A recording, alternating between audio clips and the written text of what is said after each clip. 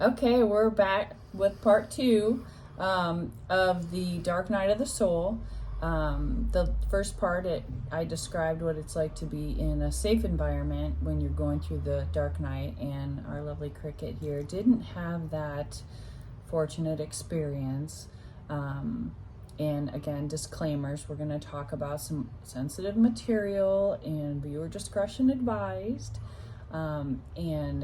This again is our personal experience. We're not doctors, we're not psychologists. These are just things that we live through. Right. So I'll let Cricket start. Okay. My first Dark Night of the Soul was very unhealthy. I had things happen in my adulthood that reminded me or triggered some things that had happened in my childhood. And so rather than dealing with that, I had the mindset that I know a lot of people had. I am not going to let the cork out now, because if that cork pops, I'm not going to be able to put it in. And who knows what I'll be capable of once it's released. Yeah. So I drank a lot. Yeah.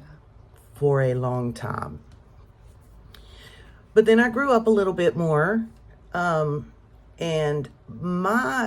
It's interesting because I didn't start out any of this thinking spirituality. It was the last thing on my mind. Yeah. Because I was raised in a cult, and screw spirituality. Like, I don't want nothing to do with none of it. The reason I started was because I wanted to connect with my inner child, and I wanted us to have a relationship, and I wanted to make her feel safe. Yeah. So I'm like, I'm not going to be able to make her feel safe until I'm safe. Mm-hmm. So that's why I started it, I guess. Allowed myself to surrender to it, maybe, because it wasn't a conscious, oh yay, let's go through a dark night of the soul. Right.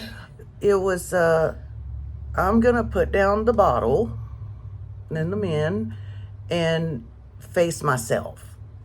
Yeah. And the only way I knew how to do that, I've always been a journaler. So I'm like, I'm just gonna journal about it. And that's what all the self-help stuff talks about. So let's give that a whirl. And even if I didn't know what I was going to write, I would start it with, I don't know what I'm going to write about. Yeah. But then I just kept writing.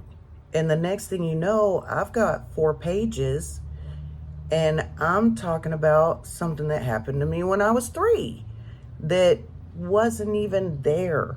Right. When I started it. So the process of journaling is amazing. Mm-hmm. But you have to be prepared too, because I also spent many nights laying in the bed, squalling and bawling, cussing out whoever will listen, and the why me, and what did I do? I must have been a horrible person in a past life, and all that business. Yeah. But the more I journaled and the more I was able to understand, mine was all about the self. Like, I was keeping myself unsafe, not because I was putting myself in like dangerous or abusive positions. Intentionally. Right. But even when I was alone, by myself, like,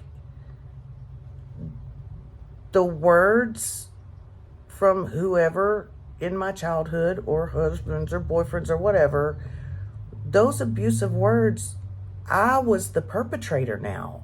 There was no one there saying it to me. Oh. Because I isolated myself, but I was still saying it to myself. Yeah. I was abusing my inner child. Wow. And so I had to make it up to her. Like, oh my God. Yeah. I'm the abuser now. I'm abusing myself Yeah. by perpetuating the other stuff Yeah. Yeah. and keeping it going. Yeah, exactly. Wow, that's profound. Yeah, I'm still working on that.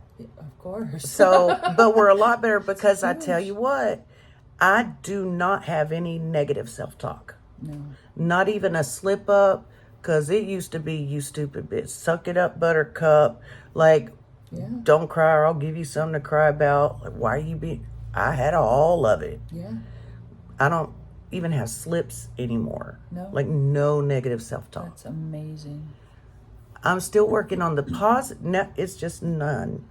Right. But then when I do something, I'll be like, Good job. look at that, we Look did at it. you. And I people might think I'm weird, but I'm a we, because I'm not doing it just for me. I'm doing it for her too, Yeah. because she didn't get any of those victories. Right. Like, so that's Yeah. The opportunities didn't present themselves, and yeah. yeah, And that's part, that's one of the things, and I'm thankful for the Dark Knight, because I am so much more lighthearted. Like, my body heals itself. I feel so much better in my body, and getting that, like, whatever your divine connection is, having that connection and just feeling that joy and that love in yourself now.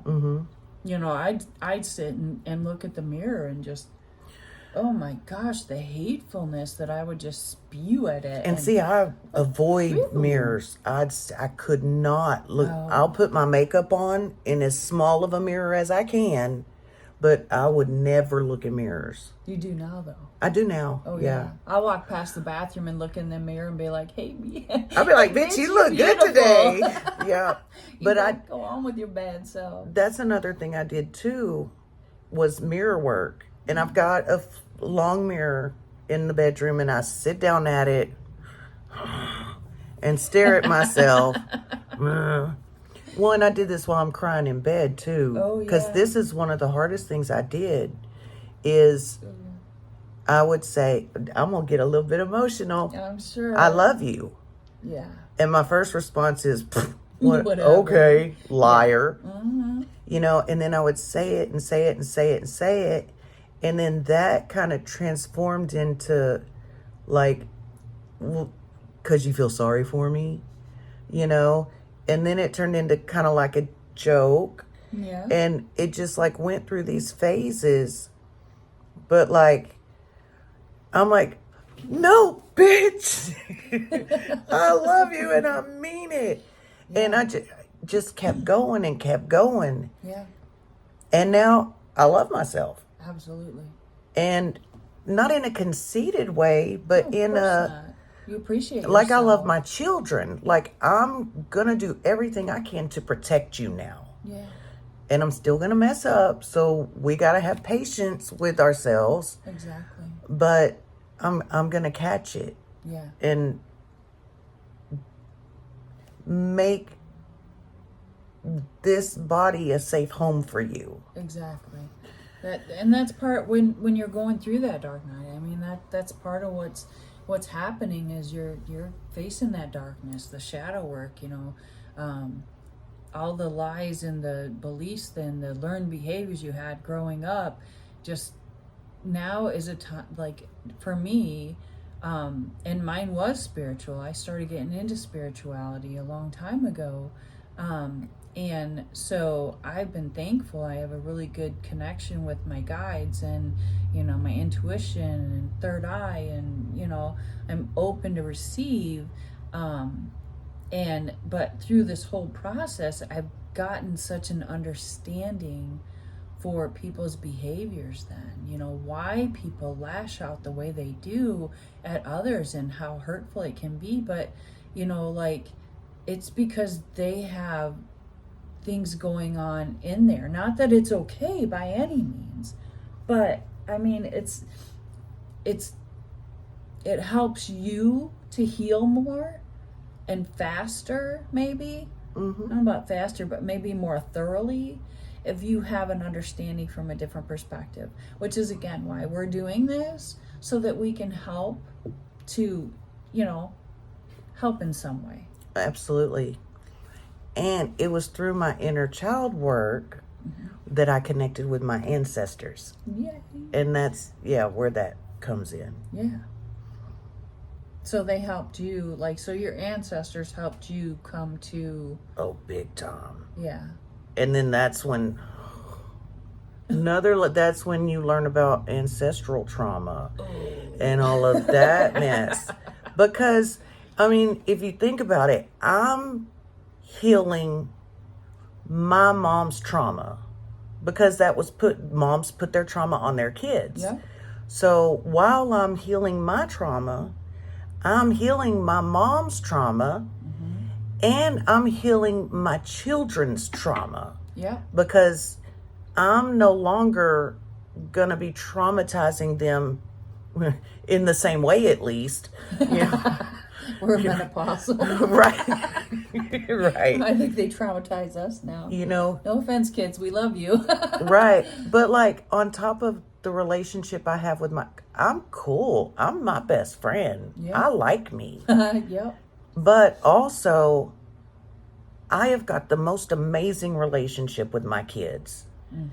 And my kids are not shy about, okay, honey, when y'all were growing up, what is something I did that y'all wish I hadn't done? Or what is something I did that hurt you? Or aside from the obvious. Right. And the one daughter would be like, well, listen here, bitch. And give me a laundry list. Right. And then my other daughter, she's me. Yeah. Well, Mom, you could have done this a little different, but and my son, he's always just told me. Yeah. So it helped open up that line of communication with the kids. Yeah. And so that's going to help less trauma for their kids. And they're if we can keep going. Yeah. Break the curses, break the patterns. Yeah. And so that our kids, and future generations aren't going to have to deal with so much of this. And if we would have not had to deal with this, can you imagine how far we'd be? But that's what I keep, we asked to be here. We asked to did. do this. That is our soul's purpose. Right. So what I want to suggest, you can try it or not. Are you someone that has to have noise? The TV playing, music playing? Are you someone that cannot be in a quiet room for long? If you are, I suggest turn off the noise. Because y'all know, just like I knew, there's got to be something playing to distract me because I can't be alone with my thoughts. Yep. Turn off the music, turn off the TV. Yeah. Whatever thoughts come up, that's where you start. Yeah. And start easy, and don't be so afraid of the cork popping. Yeah. Because you are going to have some extremely emotional times. Yeah. And you're going to dig and dig, but it is going to stop. Never one time was I not able to get up and do what I needed to do for the day. Yeah. I was always still able to function. Yeah. And the people that I know, they're scared that once they start, they're not going to be able to function. Yeah. That is not the case. Tools, because... Use your tools. Yeah, whether you believe in spirits, archangels, gods, ancestors, whatever, whether you believe in it or not, they're there. They are there. Yeah. And they are supporting you. And you will get some, it wasn't a mistake that Cricket came into my life when she did. So those are also people I can totally be used. manifested you. I want a best friend. Tools, yeah. I'm such a tool. But yeah, so that's what it's all about. And again, so the other thing I did want to mention, and somebody I talked to not too long ago, we were talking about a particular type of meditation. And so just be be mindful, be safe, because some of us have some wounds that we may not be ready to open yet, which is, like I said, maybe another dark night of the soul Baby time. steps. Yeah. So be gentle with yourself always, be mindful. You are going through, emotional Damage. So just, be mindful and reach out. If I can't stress that enough, reach out to somebody, even if it's, going to the coffee shop and talking to a stranger for a half an hour, because, I've had that happen. And actually, when I talked to the girl at the market the other day, I'm like, and that was what prompted us to think about doing this, that some people have no clue what it's all about. And so, again, why we're doing this. So it looks like I'm getting a little over our time limit. That's okay. But I do want to say, you are worthy. Absolutely. You are deserving. You guys just are the because reason you we're here. exist. Yeah. Yeah, so don't think you don't deserve the healing or you're not worth it. Absolutely. Like, you are. Everyone is worth it. So yeah. All right, guys. We'll see you next week. Take care. Bye.